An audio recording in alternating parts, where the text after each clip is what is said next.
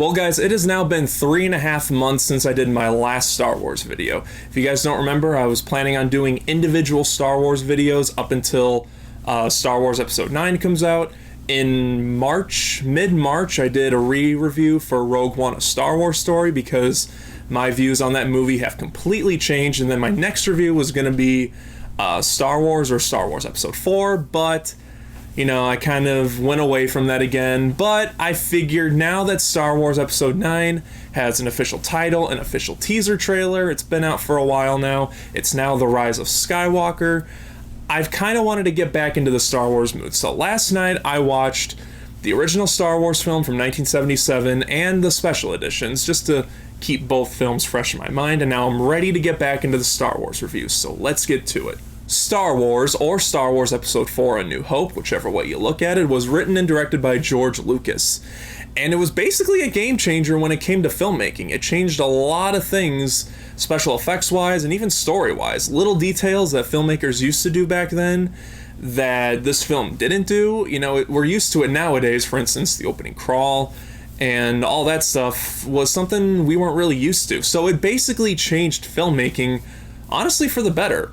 Or worse, depending on how you look at it, because, you know, nowadays we're getting films that are nothing but special effects and CGI stuff, and you can consider Star Wars as a blessing or as a curse. I consider it a blessing. So you guys know the story of Star Wars. This young farmer, Luke Skywalker, has bigger and better dreams than just farming, and then one thing leads to another. He meets Obi-Wan Kenobi, who's trying to get to the planet Alderaan to get the plans for the Death Star away from the Empire to Alderaan so they can blow up the Death Star. They meet Han Solo, we meet Darth Vader, all these classic characters come together in this movie for the very first time, and it's a classic story, and Star Wars is a classic to this day. No matter what people think about the Star Wars saga now, you know, there's some people that hate it, there's some people that are still on board with it, the original Star Wars film, and the original trilogy for that matter, still remain classic to this day for really how small scale they are. I rewatched the original unaltered cut of the film last night,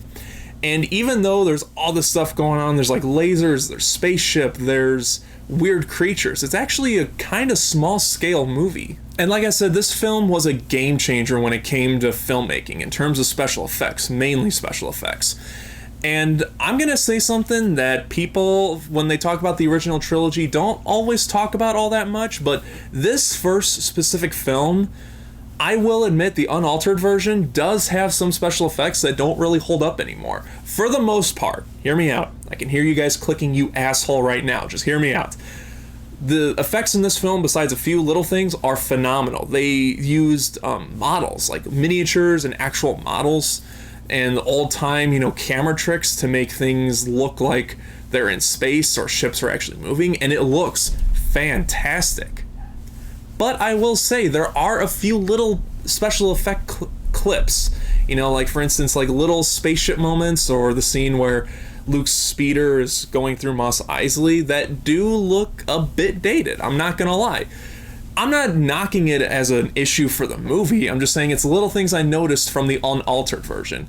Besides those little things though, the effects still hold up to this day pretty well. And there are so many classic characters in this movie that really we don't know what we would do without these characters nowadays. Luke Skywalker, Han Solo, Darth Vader, Obi-Wan Kenobi, Princess Leia, C-3PO, R2-D2, all these characters are classic characters that you really can't picture movies nowadays without those characters. My favorite has always been Luke Skywalker. My favorite character has always been Luke Skywalker in the Star Wars saga. But I've also grown a liking to Han Solo the more I think about him. I have a tough time deciding those two. And Mark Hamill and Harrison Ford are perfect in this movie. Mark Hamill was basically an unknown, and so was Harrison Ford, but Harrison Ford had a few smaller movies up his sleeve. But Mark Hamill and Carrie Fisher, they were basically unknowns. And a quick little bit of trivia, 20th Century Fox didn't like the casting for this movie. George Lucas, from the special features on the DVD, they said that he was casting Star Wars the same time Francis Ford Coppola was casting The Godfather. And you know, The Godfather is all these big heavyweight actors who are incredible actors, and then there's George Lucas that's casting his film the same time with basically unknown actors. And 20th Century Fox didn't like that, but thankfully George Lucas stuck to his guns because I can't imagine these characters played by anyone else. They tried with Solo, and that kind of worked. And this film gave birth to one of the most iconic characters of all time, Darth Vader. I love Darth Vader. I love the look of Darth Vader. Really imagine this. In 1977, you're sitting down watching this weird movie called Star Wars that no one's ever heard of before. And once the stormtroopers get on the rebel ship, you just see this big black cloaked figure with a weird helmet just walk through the door, and you hear this weird breathing. Really picture how weird and menacing that was. I watched it last night, and I knew what was coming, and I even said to myself, man, that shot is just so perfect. It sets everything up with barely anyone saying a word. And that's something that I love about this movie, and that's something that the prequels didn't do all that well. The first movie set up the tone for not just this first film, but the whole trilogy in the first couple minutes of the first movie without anyone saying a word. C-3PO says some lines, but barely anyone says anything, and we know exactly what's going on. And I love that about the filmmaking of this movie. Now, I would be remiss, however, if I didn't bring up the special edition. Now, for those of you who don't know, the original unaltered Star Wars movies, the trilogies, existed up until 1995. And then in 1997, George Lucas re-released the trilogy in theaters with new changes known as the Special Edition. Well, from there on out, up until now, the Blu-rays, that's the only editions you can get, are the special editions with the changes.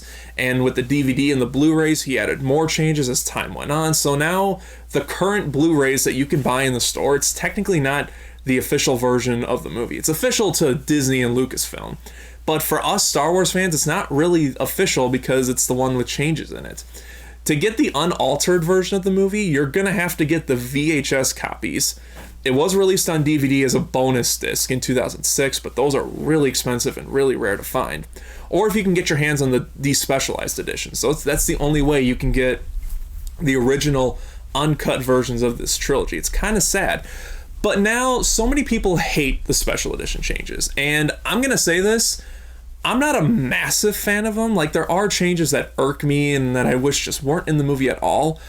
But I do like some of the changes. I watched mainly the space battles. The space battles look great in the original version. Yeah, they look great too, but they look really good in the special edition versions. My opinion, of course, don't be hating. It's little things that the special edition changed that I think were necessary. But of course, now there are stuff that just shouldn't have been there. Like, we all know the Mos Eisley scene where there's extra scenes of Luke in his speeder going through it, and there's all these like little CGI like people and creatures just in the middle of your shot. It's stuff like that I don't like. And of course, Han or Greedo shooting first, whichever one it is. It doesn't bother me as much as other Star Wars fans do, but I do wish the scene was kind of left alone. What else? The Jabba the Hutt scene. The Jabba the Hutt scene, it's okay. But with my opinion on the Jabba the Hutt scene, either keep that scene in the movie and take out the Greedo scene, or switch it around. Keep the Greedo scene, but take out the Jabba scene. Because the expository dialogue that we're getting in both scenes is basically the same. I don't know why George Lucas put that in the movie, but it's whatever. It also kind of spoiled the surprise of Jabba the Hutt when we got to Return of the Jedi. Because, you know, we always heard about Jabba the Hutt in the first two movies. And then when we saw him in Return of the Jedi, we're just like, whoa, that's Jabba the Hutt. Holy crap, that's what Jabba the Hutt is.